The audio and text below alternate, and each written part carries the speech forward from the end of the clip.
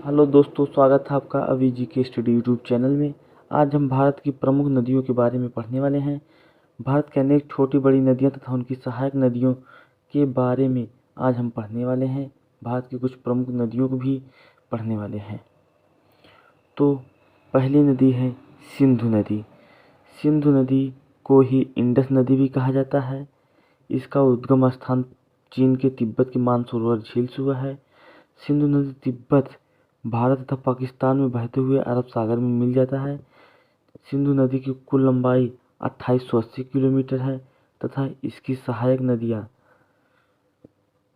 झेलम, चेनाब, रावी और व्यास सतलज नदियाँ हैं तथा सिंधु नदी का जो हिस्सा भारत में बहता है वो सिर्फ 992 किलोमीटर ही है। तो सिंधु नदी का भारत में 992 किलोमीटर लंबा ही है। बाकी के हिस्से चीन के तिब्बत और पाकिस्तान में बहते हैं। अगला है झेलम नदी। झेलम नदी सिंधु नदी का सहायक नदी है। झेलम नदी का उद्गम स्थान कश्मीर घाटी के शेषनाग झील के निकट बेगनाम नामक स्थान से हुआ है। तो दोस्तों इसको भूलिएगा मत। झेलम नदी का उद्गम स्थान बेगनाम नदी है। बेगनाम नामक स्थान से झेलम नदी का उद्गम स्थान हुआ है। यह पाकिस्तान में प्रवेश करती है तथा चेनाब में मिल जाती है। झेलम नदी पाकिस्तान में प्रवेश करने के बाद चेनाब नदी में मिल जाती है और झेलम नदी की कुल लंबाई 724 किलोमीटर है और इसकी भारत में लंबाई 400 किलोमीटर है। तो झेलम नदी 400 किलोमीटर भारत में बहती है और 324 किलोमीटर पाकिस्तान के हिस्से में बहती है। अगला है नंबर 3 है ब्यास नदी। ब्यास नदी इस नदी का उद्गम स्थान हिमालय के रोहतांग दर्रे के समीप ब्यास कुंड से हुआ है।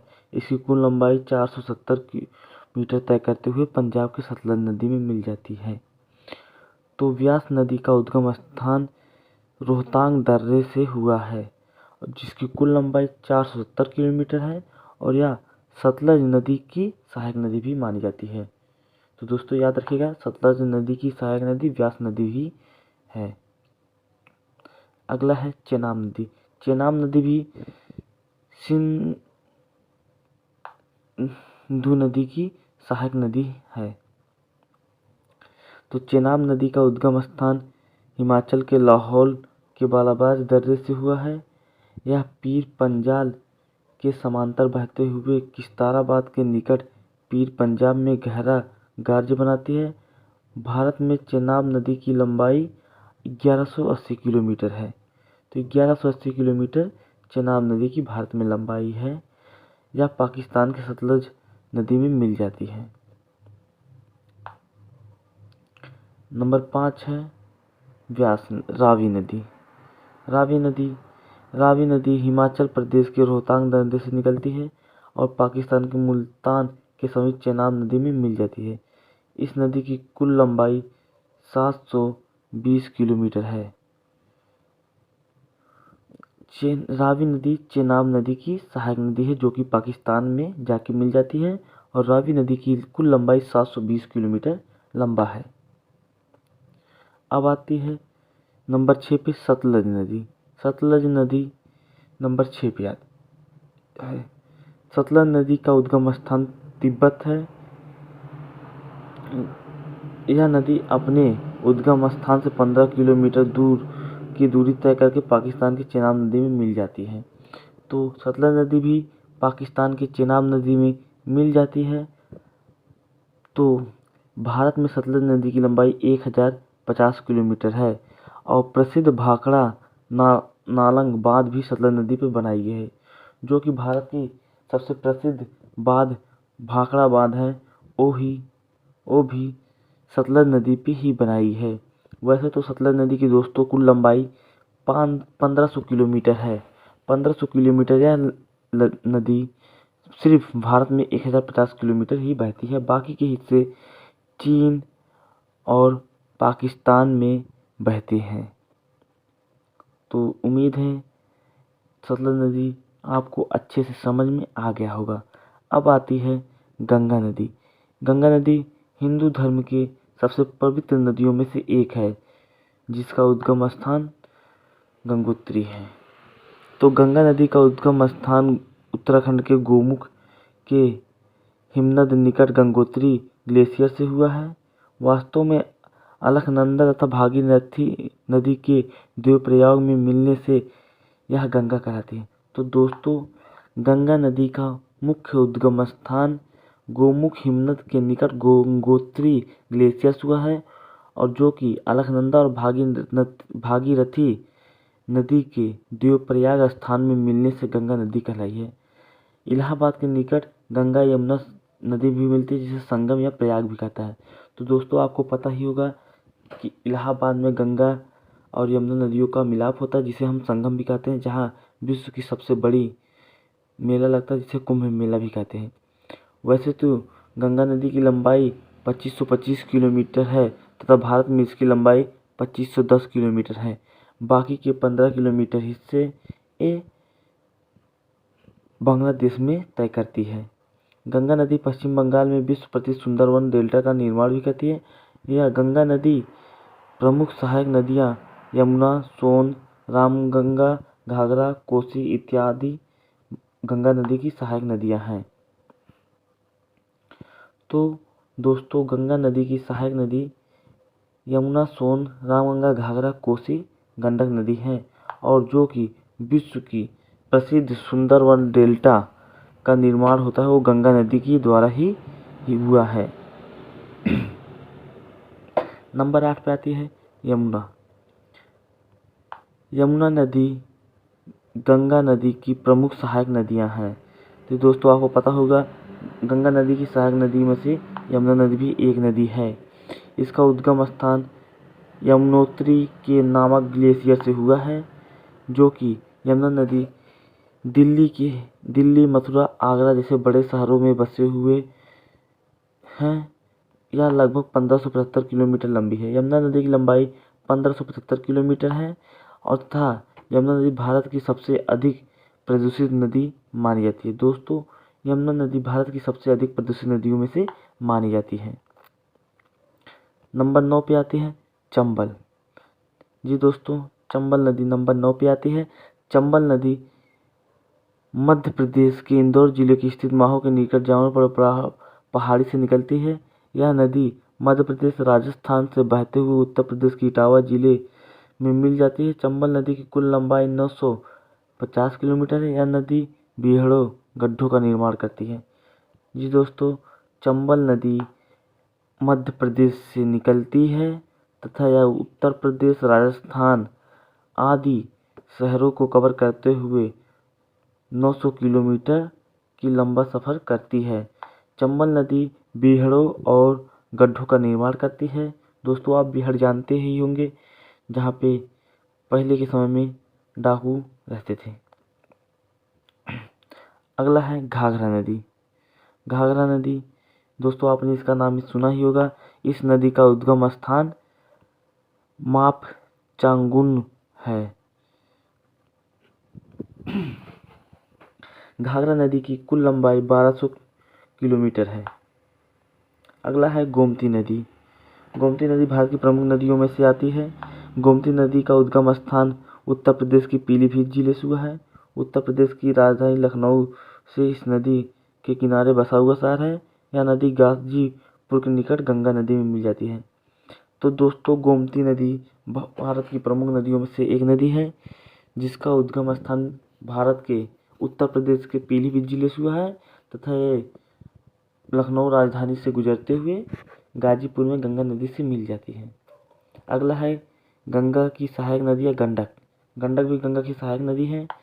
तो इस नदी का उद्गम स्थान नेपाल के तिब्बत सीमावर्ती श्रृंखलाओं से हुआ है। नेपाल में इस नदी को शालिग्राम तथा नारायणी नाम से भी जाना जाता है। उत्तर प्रदेश तथा बिहार सीमा से बहते हुए यह नदी पटना के पास गंगा नदी में मिल जाती है। गंडक नदी की कुल लंबाई 425 किलोमीटर है। तो दोस्तों, आपको पता ही होगा, अभी हाल ही में राम मंदिर निर्माण के लिए शालिग्राम पत्थर आए हैं, जो कि इसी नदी से निकाले गए थे। अगला है कोसी। कोसी नदी को बिहार का शोक भी कहा जाता है। तो कोसी नदी का उद्गम स्थान 7 धाराओं से हुआ है, जो कि नेपाल, हिमालय तथा कंचनजंगा पर्वत से निकलती है। कोसी नदी की कुल लंबाई 750 किलोमीटर है। यह प्रतिवर्ष बिहार में जनधन की अपार क्षति पहुंचाती है। इसे बिहार का शोक भी कहा जाता है। ये दोस्तों आपको पता ही होगा, कोसी नदी को बिहार का शोक भी कहा जाता है, जो हर साल बिहार में बाढ़ से करोड़ों का नुकसान करती है। अगला है दामोदर नदी। इस नदी का उद्गम स्थान छोटा नागपुर के पठार के पालू पहाड़ी से हुआ है। यह झारखंड से बहती हुई पश्चिम बंगाल में प्रवेश करती है तथा हंगुली नदी में मिल जाती है। दामोदर नदी पश्चिम बंगाल में बाढ़ के भारी तबाही लाती है। इसे पश्चिम बंगाल का शोक भी कहा जाता है, जो अमेरिका की टोनी नदी घाटी की परियोजना पर आधारित है। दोस्तों, बिहार का शोक तो कोसी नदी को कहते थे और दामोदर नदी को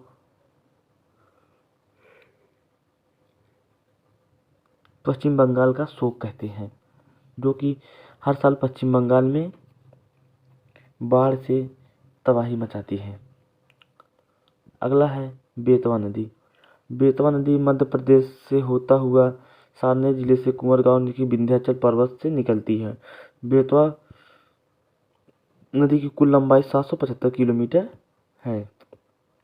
775 किलोमीटर बेतवा नदी की लंबाई है, जो कि यमुना की सहायक नदी है। अगला है सोन नदी। नंबर 16 सोन नदी। सोन नदी का उद्गम स्थान मध्य प्रदेश की स्थित अमरकंटक पहाड़ियों से हुआ है। यह मध्य प्रदेश के रीवा और सीधा जिले से बहती है।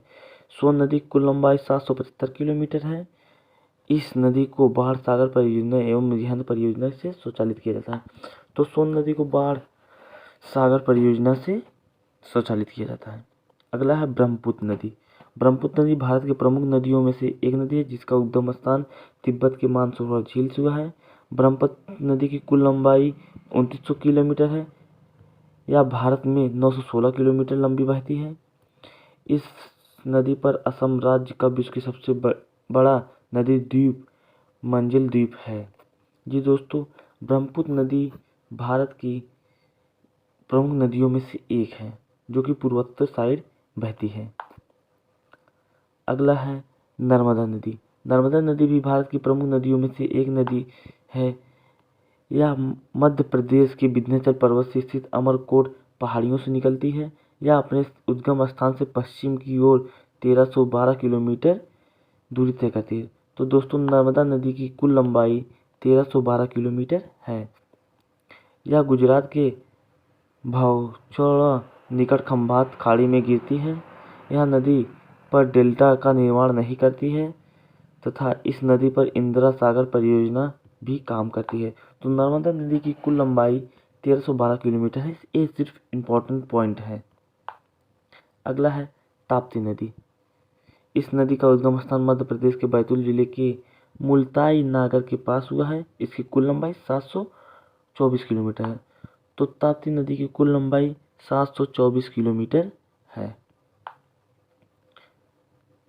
अगला है महानदी।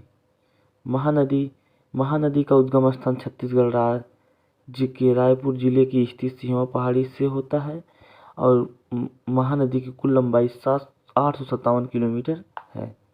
अगला है गोदावरी नदी। गोदावरी नदी का उद्गम स्थान महाराष्ट्र का नासिक जिला से होता है तथा गोदावरी नदी की कुल लंबाई 1465 किलोमीटर है तथा इसका अगला है कृष्णा नदी। कृष्णा नदी महाराष्ट्र के बिलेश्वर झरने से निकलती है। यह महाराष्ट्र, कर्नाटक तथा आंध्र प्रदेश से बहते हुए विजयवाड़ा के निकट मिल जाती है तथा कृष्णा नदी की कुल लंबाई 1400 किलोमीटर है। कृष्णा नदी पर नागार्जुन सागर परियोजना तथा श्री सैलम परियोजना भी निर्मित है। तो कृष्णा नदी पे नागार्जुन बांध परियोजना तथा श्री सैलम परियोजना निर्मित है। अगला है कावेरी नदी। कावेरी नदी का उद्गम स्थान कर्नाटक राज्य के कुर्ग जिले की स्थित महाब्रह्मगिरी पहाड़ियों से हुआ है। तो कावेरी नदी की कुल लंबाई 800 किलोमीटर है और यह बंगाल की खाड़ी में मिल जाती है। तो दोस्तों कावेरी नदी की कुल लंबाई 800 किलोमीटर है तथा इसका उद्गम स्थान कर्नाटक राज्य के कुर्ग जिले के ब्रह्मगिरी पहाड़ियों से हुआ है। तो दोस्तों ब्रह्मगिरी पहाड़ियों का नाम आपने सुना ही होगा, जो कर्नाटक में स्थित है तथा ये नदी बंगाल की खाड़ी में मिल जाती है। तो दोस्तों आप लोग चैनल को सब्सक्राइब कर लीजिएगा। ऐसे ही स्टडी के बारे में और अच्छी अच्छी वीडियो देखने के लिए इस चैनल को सब्सक्राइब करना बहुत ही ज़रूरी है। अगला है माही नदी। माही नदी का उद्गम स्थान अरावली की पर्वत श्रृंखलाओं से होता है। यह गुजरात की खंभात खाड़ी में गिरती है। यह कर्क रेखा को 2 बार काटती है। तो दोस्तों यह भारत की वैसी पहली नदी है जो कर्क रेखा को 2 बार काटती है। ये इम्पोर्टेंट पॉइंट है, जैसे कि ये वनडे एग्जाम में पूछ लिया ऐसी कौन सी नदी है जो कर्क रेखा को 2 बार काटती है। तो इसका सही आंसर होगा माही नदी। नमस्कार दोस्तों।